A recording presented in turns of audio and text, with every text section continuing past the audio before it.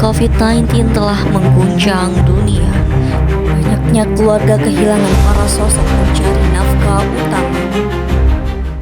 Indonesia kini menghadapi ancaman gempa megatrust yang berdampak besar terhadap keselamatan jiwa dan ekonomi. Memiliki asuransi jiwa menjadi langkah bijak untuk melindungi keluarga di masa depan.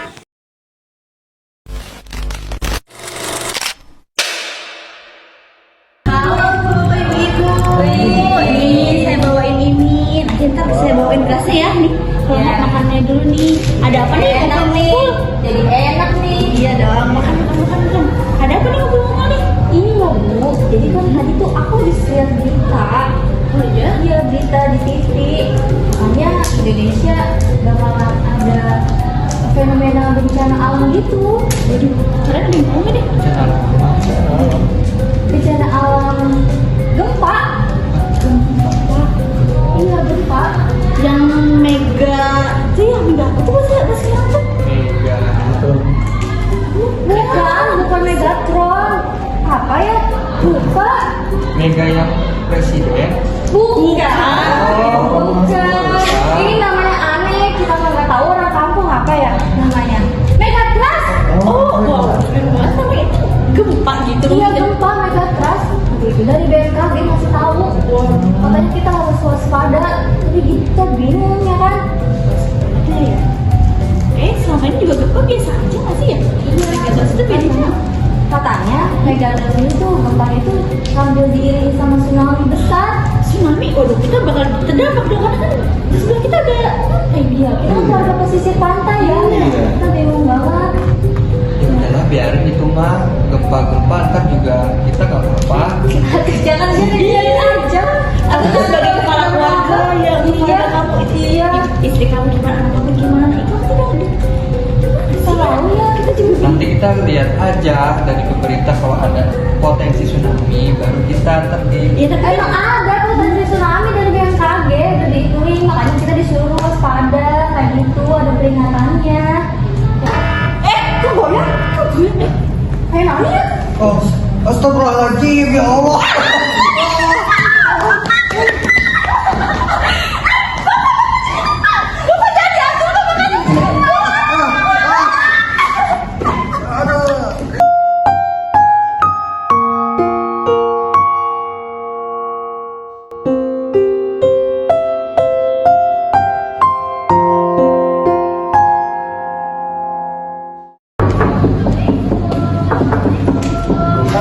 Assalamualaikum Bapak. Mas Bu, duduk. Iya.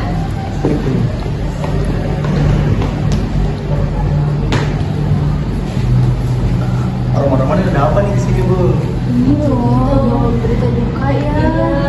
Yang kemarin kita kejadian gempa itu yang sama Bapak nanti. Yang di sendiri itu.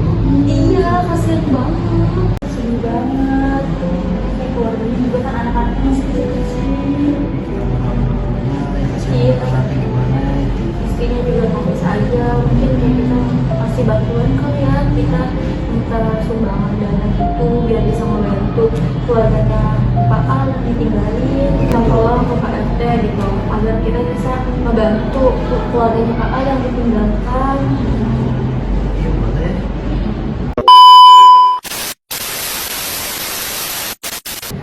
Assalamualaikum. Halo Sobat Cerdas.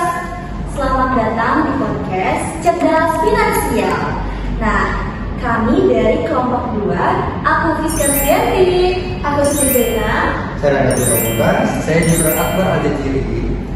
Nah, di episode kali ini kita akan membahas sesuatu yang penting, yaitu menggali lebih dalam mengenai asuransi jiwa. So, hari ini kita membahas topik yang sangat penting namun seringkali diabaikan oleh banyak orang. Asuransi jiwa. Hidup cerdas dengan asuransi jiwa. Oke, asuransi jiwa adalah program perlindungan untuk yang tertanggung itu membayar uang pertanggungan kepada asuransi untuk memberikan uang pertanggungan kepada ahli waris atau keluarga yang ditinggalkan, begitu.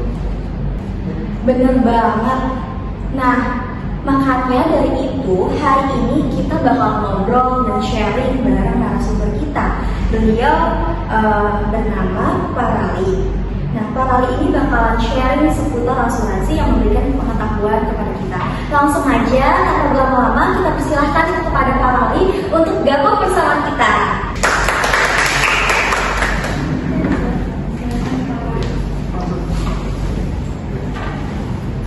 Selamat siang, Pak. Gimana nih kabarnya? Alhamdulillah. Oke, untuk mengetahui lebih lanjut, lebih dalam lagi apa itu asuransi jiwa, kita langsung tanyakan saja kepada Pak Rali. Pak Rali, menurut Bapak, apa sih itu asuransi? Jadi asuransi itu dimana si klien asuransi itu membayarkan premi kepada asuransi dan nantinya asuransi itu akan membayarkan ganti rugi apabila terjadi sesuatu kepada klien tersebut.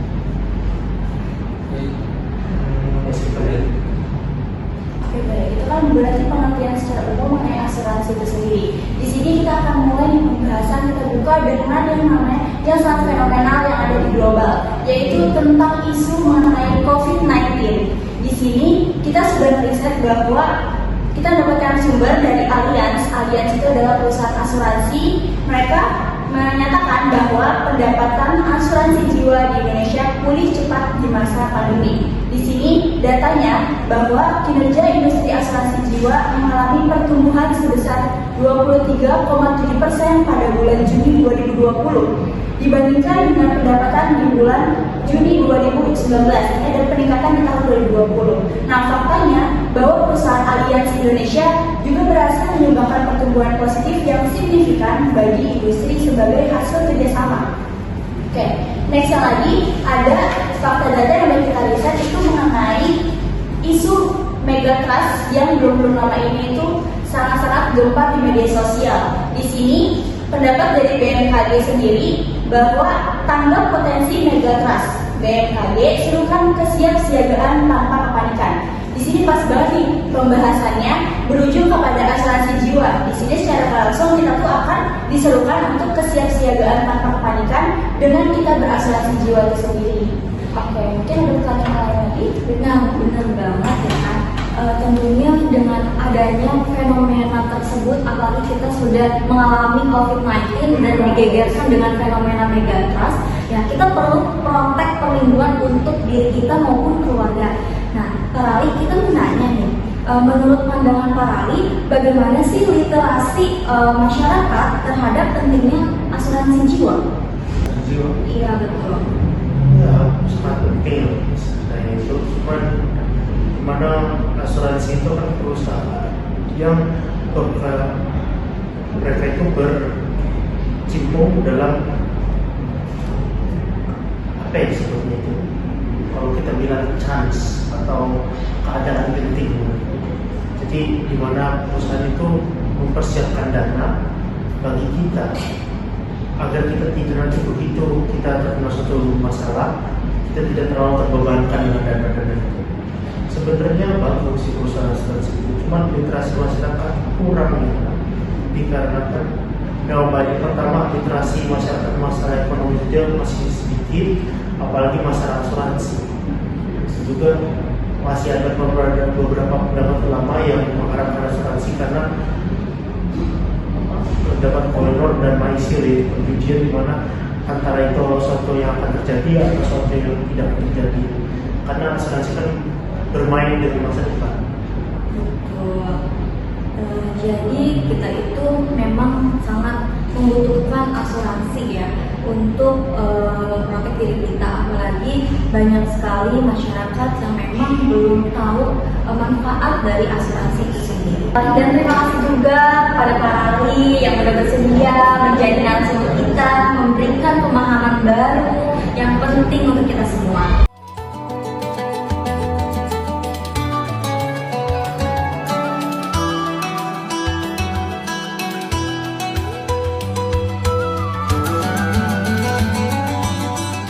Ini aku izin bertanya ya Kak. Nah, menurut Kak Endri sendiri, apa saja sih faktor yang mempengaruhi rendahnya kesadaran masyarakat dalam memiliki asuransi jiwa? Seperti itu, Kak. Faktornya banyak banget. Aku sebutin ya. Pertama tadi kurangnya edukasi. Jadi banyak masyarakat yang belum memahami manfaat dan keuntungan dari asuransi itu sendiri. Juga cara kerja asuransi. Karena mereka pikir asuransi kita menabung, tapi nanti kemudian kemana uang yang kita tabung itu? Karena mereka nggak tahu cara kerja dari asuransi itu sendiri. Lalu kedua, persepsi biaya. Mereka berpikir bahwa untuk asuransi kita harus mengeluarkan banyak uang. Belum lagi adanya kenaikan setiap tahun dari OJK. Karena setiap asuransi itu memiliki kenaikan tiap berapa tahun bunganya. Jadi mereka tidak tahu cara kerja dari asuransi itu sendiri. Makanya dari situ kurangnya literasi dan edukasi, balik lagi. Lalu ketidaktahuan, kurangnya pengetahuan tentang resiko juga.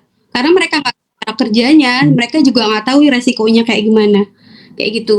Dan kayak mereka juga nggak tahu kalau misalnya mereka nggak punya asuransi, mereka akan kayak gimana, dan kalau mereka punya asuransi, mereka akan kayak gimana. Jadi itu ada plus minusnya dan lebih banyak minusnya sebenarnya. Karena kalau misalnya kita punya asuransi, after kita misalnya pass away, kayak meninggal atau terjadi kecelakaan yang tidak diinginkan, ahli waris itu tadi yang sudah dijelaskan sama ahli waris itu punya kesempatan untuk biaya pendidikan lanjutan atau untuk kehidupan selanjutnya after pencari kerja. Makanya diwajibkan sebenarnya dalam satu keluarga di mana dia adalah pencari nafkah, dia adalah diwajibkan untuk diasuransikan hidupnya, diasuransikan jiwanya. Karena saat dia misalnya terjadi kecelakaan yang tidak diinginkan atau meninggal, jadi keluarga yang ditinggalkan tidak keberatan akan biaya tanggungan setelahnya. Lalu faktor yang lain juga yang mempengaruhi adalah keterjangkauan. Jadi tadi banyak, karena beberapa kita itu kan Indonesia banyak pulau-pulau ya, dan itu banyak banget yang tidak merata ekonominya. Jadi kalau misalnya andaikan memang kalau di Jawa, di Pulau Jawa semuanya rata, pendidikan, terus ekonomi, gimana dengan teman-teman kita, saudara-saudara kita yang di Kalimantan, yang di Papua mungkin, dan itu mungkin karena terjangkauan semuanya, mereka juga nggak tahu gimana cara dapetinnya, udah gitu pendidikannya juga nggak tahu, terus cara dapetinnya gimana, mereka nggak akan tahu. Terus budaya dan tradisi, kayak tadi yang Fiska jelaskan, mungkin kebanyakan mereka masih berpikir karena tadi ekonomi, karena tadi edukasinya kurang dan masih terbawa oleh ajaran orang tua, mereka masih memikirkan untuk bagaimana menabung tanpa ribet gitu loh. Ya udah disimpan aja di lemari, di bawah kasur kayak gitu. Terus aksesibilitas. Jadi kalau misalnya keterbatasan akses informasi dan layanan asuransi dapat menjadi hambatan juga kayak gitu. Dan persepsi resiko. Jadi mungkin mereka mikirnya ya udahlah, mati tinggal mati, gimana nanti kayak gitu. Semuanya lagi tergantung dari ekonomi dan edukasi. Oke, baik Kak Indri. Ternyata banyak banget ya faktor-faktor yang menyebabkan masyarakat itu tuh tidak terlalu aware terhadap asuransi jiwa. Oke, berarti itu bisa kita pelajari lebih lanjut lagi nantinya. Udah boleh untuk teman-teman yang lain ada yang ingin bertanya? Oke, terima kasih. Menurut kakak nih, bagaimana strategi yang efektif untuk meningkatkan kesadaran masyarakat tentang pentingnya asuransi jiwa? Tadi kan faktor yang pengaruhnya karena edukasi. Berarti apa yang kita bisa naikkan lagi? Edukasinya yang kita naikkan. Kalau misalnya tadi kita faktor-faktor yang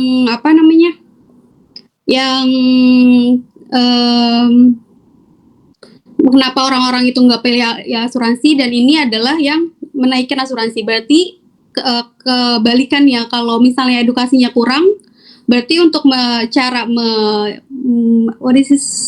meningkatkan kesadaran dengan edukasi, dengan kita berikan penyuluhan-penyuluhan, kampanye, atau kita kerjasama dengan pemerintah atau dengan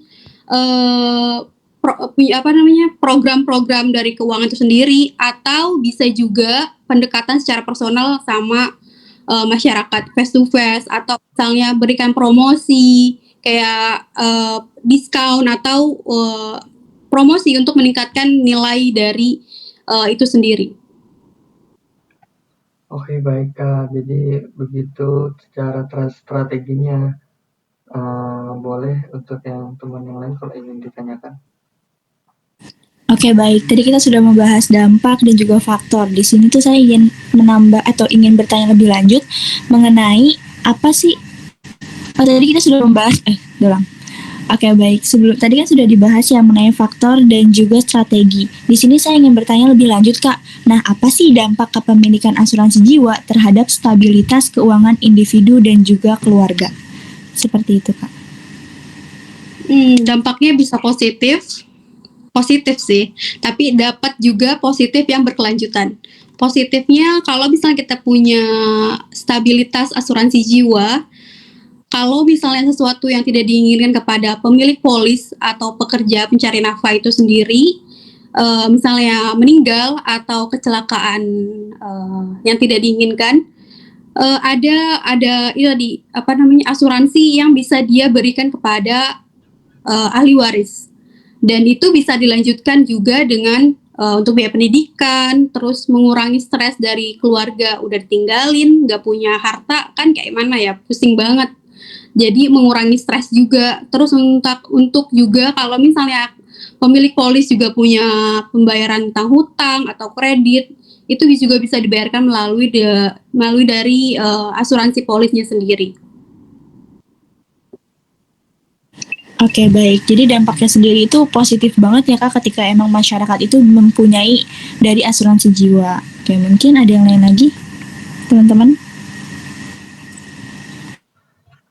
Oke, jadi kesimpulan dari diskusi kita kali ini ialah minimnya literasi keuangan masyarakat dalam asuransi jiwa itu memang menjadi masalah yang cukup krusial. Banyak orang yang masih belum paham betapa pentingnya punya perlindungan finansial melalui asuransi jiwa. Beberapa faktornya seperti kurangnya edukasi, stereotip negatif, prioritas finansial yang lain, komunikasi yang kurang menarik dari pihak asuransi, lalu kurangnya akses ke produk asuransi yang terjangkau. Solusinya yaitu harus ada pendekatan edukasi yang lebih santai dan relevan, misalnya lewat media sosial, komunitas, atau konten kreatif lainnya. Oke, bener banget nih apa yang udah dijelaskan oleh Kak Indri, yang memang benar gitu. Asuransi jiwa ini tuh sangat penting gitu. Terima kasih juga untuk narasumber Kak Indri yang sudah memberikan insight baru untuk kita semua yang udah menyempatkan waktunya di malam ini. Terus juga banyak banget nih kita mendapat informasi, pemahaman yang baru gitu. So, teman-teman ingat, asuransi jiwa itu bukan soal ketakutan, tetapi bentuk cinta, rasa tanggung jawab. Nah, ini bukan tentang meninggalkan harta atau warisan materi, tapi untuk memastikan bahwa keluarga yang kita tinggalkan tetap memiliki pegangan hidup dan kelanjutan hidup untuk seterusnya. Jadi, jika kamu memiliki orang yang kamu sayangi dan tanggung jawab untuk mereka, maka asuransi jiwa ini adalah langkah penting yang patut dipertimbangkan. Mari jadi pribadi yang bijak, lindungi diri, lindungi masa depan keluarga. Nah, sampai jumpa di episode selanjutnya. Salam sehat. Salam cerdas finansial. Lindungi masa depan. Hidup cerdas. Hidup cerdas dengan asuransi jiwa. Bye, Sobat Cerdas. Bye. Terima kasih teman-teman yang udah ngundang aku, udah invite aku. Sehat, sukses, dan bahagia selalu. Amin. Terima kasih juga. Terima kasih, Kak Indri. Oke. Ya. Assalamualaikum. Waalaikumsalam.